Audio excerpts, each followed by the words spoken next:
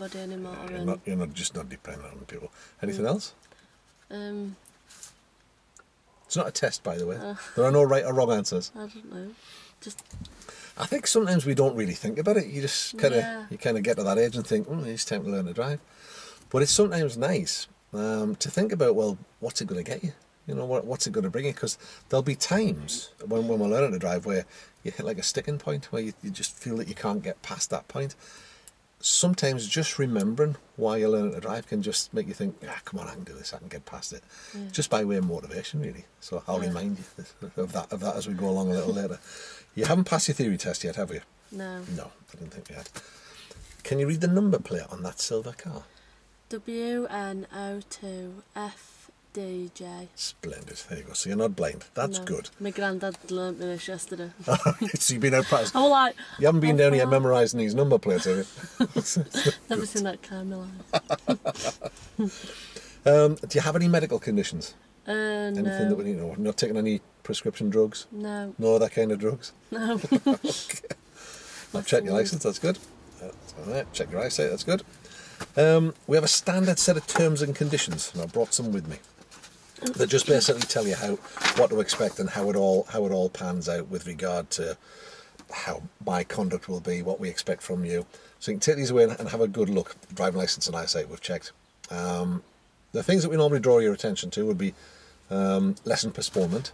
If you cancel the time, if you haven't given me enough notice, generally they're chargeable. Yeah. How much? It doesn't apply in your circumstance. But in the normal way, if you'd paid for a lesson and then you didn't turn up with enough notice, you would lose the lesson fee for that. Yeah. If you're late, you lose the time. If I'm late, I'll make it up. Right. Be like today. Obviously, you're not allowed to drive under the influence. And the rest of it just shows you about your safety and how it all works. It's basically, this is the contract that runs between us, if you like. And we like to run at this because then everybody knows where they're at. You're not just sort of drifting into it.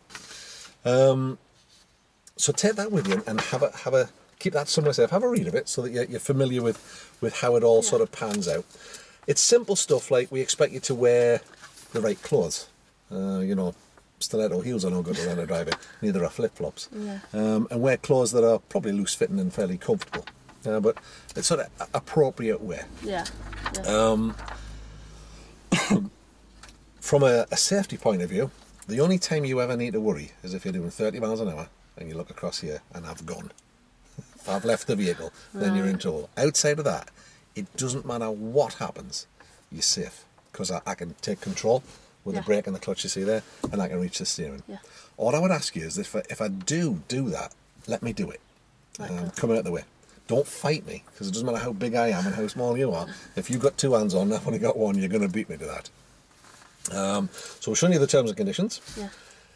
If I was to ask you, when you were learning something new, what works best for you? Do you prefer to read about it? Do you prefer to look at it? Do you prefer to do it?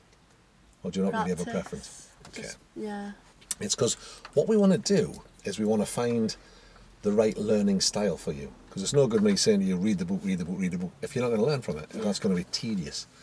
And as you've seen, we've got the DVD and the book. Yeah. There's also me that's a resource, so you can use me as a font of knowledge, if you like. But we want to find something that works for you. So if there's things that we're doing and it's not working for you, just tell me. Because what we want to do is establish a relationship where you can ask me anything you like. You can tell me that you don't like a particular thing that we're doing or that you want to change what we're doing. Yeah. It's what we call client-centered learning or coaching or whatever you want really. And it's putting you at the heart of the process. Now, there's all manner of ways you can do it. You've already seen the DVD and done the quiz. How did you find that? Did it work for you all right? Most questions I know and stuff.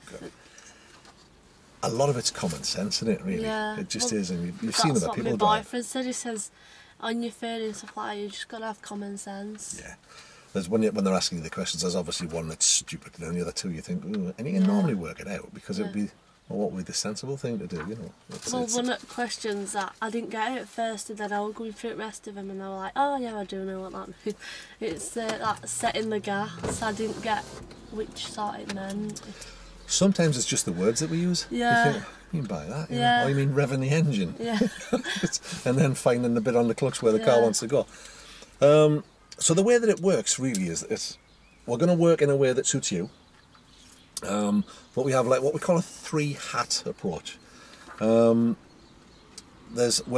got an equal relationship. That's what we're looking for. So that on a human being level, that we're equals. Yeah.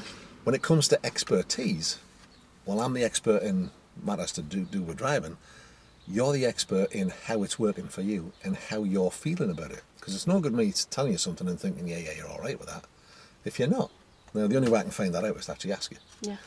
But what I'm hoping for is that we develop a relationship where I don't have to ask you, you'll tell me. Yeah. Not happy with that. Or, can we do that again? I didn't really... Because, if I can say, well, I thought that was great. And then if you're sat thinking, I think it was that good, I'm still not happy, I'm still not confident about it. It's very easy for me to move on and think, yeah, everything's all right, but it's not. And if we move forward and you've still got those niggling doubts in your mind, it'll stop you making progress because you're worried about it. Yeah. So we want to tidy everything up as we go along. So if you let me pass me a book. Do I not need that anymore? You don't need that anymore now. Not until the day of your test. Right. So the way the system will work, we got here, these are all the lessons that we're going to cover. Yeah. The theory quiz, well, we're probably going to build some theory in while you're doing it. So if you've done the theory quiz that relates to the lesson we're doing, we tick that box. If you watch the DVD, we'll tick that. If you've read the briefing notes, we tick that. If you've done then the skills quiz, which is the quizzes that you've done, we tick that box. There's also highway code notes at the end of each section. So if you've done those, we tick that.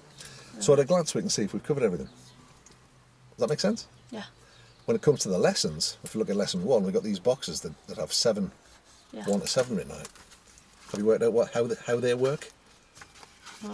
That's okay, well, I shall just tell you. At the end of the lesson, we have targets, 1 to 7. Yeah. So number 1 is I can read a number plate from the minimum required distance. Well, you can do that with no help from me, because we've just done that there. Yeah. If you're doing something, entering and leaving the car safely, if I'm helping you, we tick that box. If I'm just having to give you the odd hint, we take that one. If you're doing it on your own, we take that one. Does it mean by like getting out of a car, like without smashing it into another car? Exactly right. Or getting run over.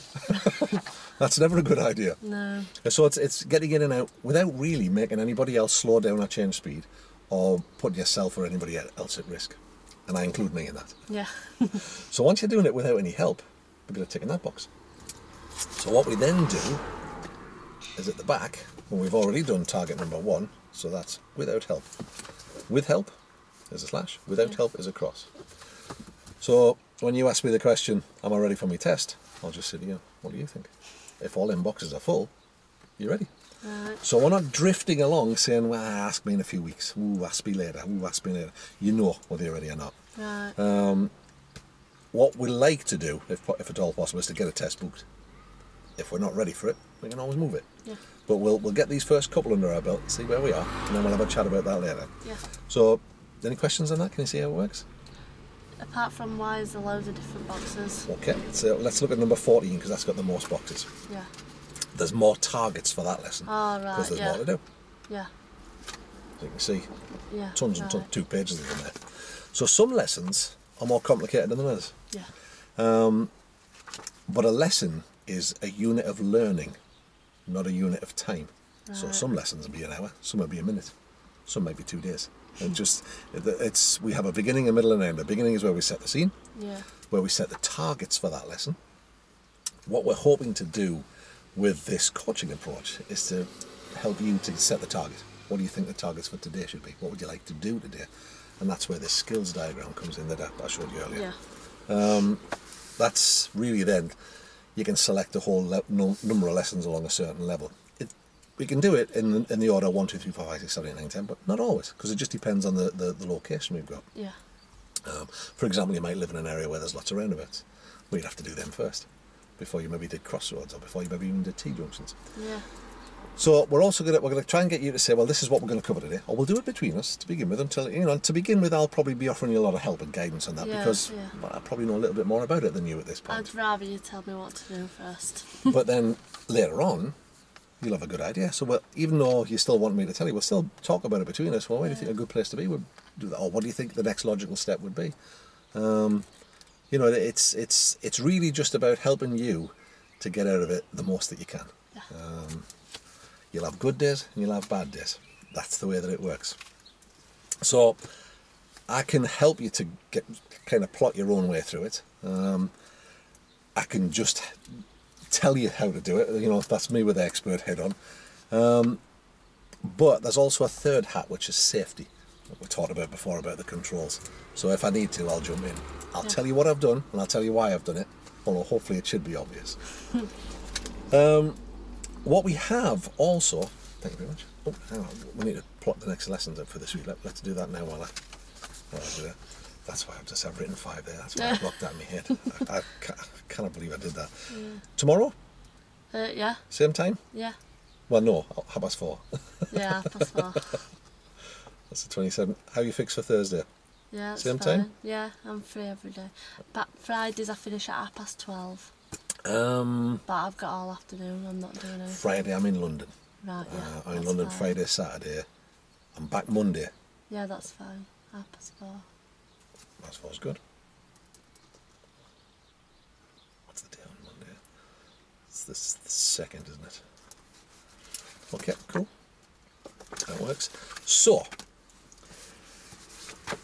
what I've got here, this is all brand new, all at the cutting edge here, you know. None of your old-fashioned nonsense here. We have the targets for the lesson, which basically what we do is we said at the start, this is what we'd like to achieve today. Yeah. The middle bit was where we practice it, and then we mark the targets at the end. Have we done it? So you mark the targets in your book, and I've got a pupil record system that's the same. So I'll update mine. So everybody knows where they're at. Yeah. These are slightly different. Learning tasks and activities. So we can use these this is what today's lesson really should probably be about. And we have some reflective questions I'd like you to have a think about between now and tomorrow if you get a chance. Yeah. Or maybe have a chat with it at lunchtime with your mates at work, that kind of stuff. And what we're trying to do here is to get you to just think about things from a slightly different angle. And I'll tell you why we're doing that, because it explains what this whole new approach is all about. Where do you think the most accidents happen? Busy roads. And where do you think the most people are killed? Quiet roads, because they've run out and they're not expecting cars. How about drivers? Where do you think most of them end up making a mess of it? Motorways.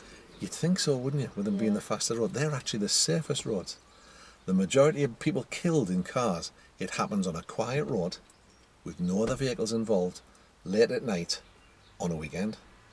Oh yeah, that says everything. But why do you think that is? Tiredness. Yeah, it's a big factor. Yeah. And part of the problem is, why do you think the tiredness causes them to... Because it's not a lack of skill, because it's not handling the car that causes them the problem. Weakness and stuff. They're maybe, making a journey that they shouldn't have made. Because it's just like, they may be, really, really sleepy, and the sensible thing to do would be not make that journey. Yeah. Or they do things like they're distracted, messing around with the stereo, messing around with the phone, texting, and that's a classic one. And it's not what you think it would be. And the reason that these people do that is because they think I'll be all right. I'm only a bit tired. Yeah. I've only had a pint. I'll be okay. Well, I know I'm a bit tired, but I'm in a hurry. And they make decisions that they wouldn't normally make. Or their mates in the car going, go on. Yeah. Have you ever felt under threat inside a car from the way the driver was driving? No, I won't let him. I'm scared. Well, that's good. Well, that was what I was going to ask. That was the next question. If you felt that way, what would you do? I won't let him. You just tell him. Yeah. There is a neat little trick actually. If you're in somebody's car, if you're in a lad's car and he's driving like a pillock, and you want him to stop, just tell him you're going to be sick. Yeah. They don't want you being sick in that car. Whoa, pull over and get you out. So what we're hoping to do is as we go along, when things happen, because things happen all around us, we'll have a chat about it. How did you feel about that? What do you think you may be able to do different? How would that affect you? Yeah.